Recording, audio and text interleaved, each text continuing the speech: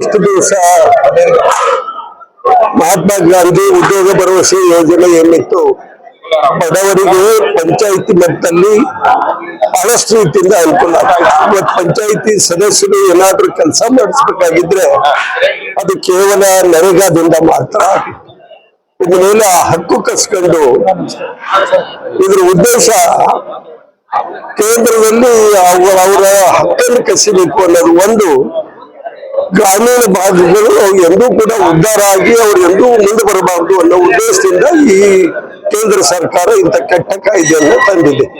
ಅದ್ರ ಉದ್ದೇಶ ಸ್ಪಷ್ಟವಾಗಿದೆ. ಅವ್ರಿಗೆ ಅವಾಗಲೂ ಕೂಡ ಶ್ರೀಮಂತರಾಗಿರ್ಬೇಕು, ಬಡವರಾಗಿರ್ಬೇಕು ಅನ್ನೋದಕ್ಕೆ ಇದು ಒಂದು ಬಹಳ ಮುಖ್ಯವಾದಂತ ಉದಾಹರಣೆ. ನಮ್ಮ ಎದುರಿಗೆ ಇದೇ ಇದೆ. ಇಷ್ಟು ವರ್ಷ ನಾವು ಪಂಚಾಯತಿ ಮಟ್ಟದಲ್ಲಿ ನಾವು ನೋಡ್ತಾ ಇದ್ವಿ.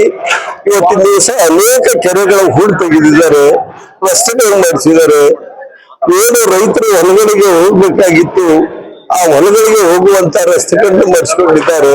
ವಿಶೇಷವಾಗಿ ಏನು ತೋಟಗಾರಿಕೆ ಬೆಳೆ ಇದು, ವಿಶೇಷವಾಗಿ ನಮ್ಮಲ್ಲಿ ಈ ನಮ್ಮ ಅಡಿಕೆ ಬೆಳೆ ಬೆಳೀತಾರೆ. ಅಡಿಕೆ ಬೆಳೆ, ಬಾಳೆ, ಈ ಎಲ್ಲ ಬೆಳೆಗಳಿಗೆ ಅನೇಕ ರೀತಿಯಿಂದ ಅವ್ರಿಗೆ ಪ್ಲಾಂಟೇಶನ್ ಮಾಡೋದಕ್ಕೆ ಎಲ್ಲ ರೀತಿಯಿಂದ ಅನುಕೂಲ ಆಗಿತ್ತು. ಆ ಉದ್ಯೋಗ ಏನು ರೈತರಿಗೆ ಕೃಷಿಗೆ ಅನುಕೂಲ ಮಾಡುವಂತದ್ದು ಕೂಡ ಇವತ್ತಿನ ದಿವಸ ಕಸ್ಕೊಂಡ್ಬಿಟ್ಟಿದ್ದಾರೆ.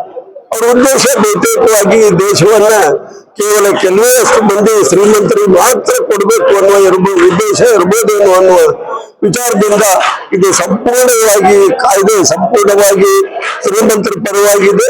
ಯಾವುದೇ ರೀತಿಯಿಂದ ಅನುಕೂಲ ಆಗೋದಿಲ್ಲ, ಕೂಡಲೇ ವಾಪಸ್ ಪಡಿಬೇಕು ಅಂತ ಹೇಳಿ ಒತ್ತಾಯ.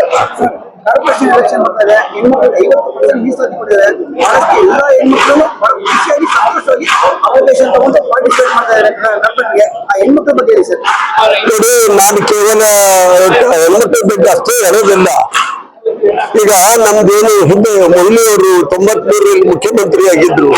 ಪಂಚಾಯಿತಿ ಮಟ್ಟದಲ್ಲೇ ಕೂಡ ಈ ಕಾನೂನನ್ನ ತಂದು 50% ಮಹಿಳೆಯರಿಗೆ ಕೊಡಬೇಕು ಅಂತ.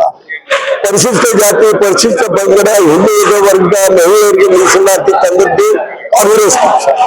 ಆ ಕಾಂಗ್ರೆಸ್ ಪಕ್ಷದ ವತಿಯಿಂದ ಇವತ್ತಿನ ದಿವಸ ಎಲ್ಲ ಏನು ಪುರಸಭೆ ಇರ್ಬೋದು, ನಗರಸಭೆ ಇರ್ಬೋದು, ಮಹಾನಗರ ಪಾಲಿಕೆ ಇರ್ಬೋದು, ಇವೆಲ್ಲಗಳು ಜಿಲ್ಲಾ ಪಂಚಾಯತ್, ತಾಲೂಕ್ ಪಂಚಾಯತ್, ಗ್ರಾಮ ಪಂಚಾಯತ್ ಮಟ್ಟದಲ್ಲಿ ಕೂಡ ಇವತ್ತಿನ ದಿವಸ ಮಹಿಳೆಯರಿಗೆ 50%ನ್ನ ನಾವು ನಮ್ಮ ರಾಜ್ಯ ಸರ್ಕಾರ ಒತ್ತು ಕೊಟ್ಟಿದೆ. ಅದು ಕಾಂಗ್ರೆಸ್ ಪಕ್ಷದ ಸರ್ಕಾರ. ಇದನ್ನು ಎಲ್ಲರೂ ಕೂಡ ಅತ್ಯಂತ ಹೆಮ್ಮೆಯಿಂದ ಹೇಳಬೇಕು. ಮುಂಬರುವ ದಿವಸಗಳಲ್ಲಿ ಕಾರ್ಪೊರೇಷನ್ ಚುನಾವಣೆ ನಡೀತದೆ.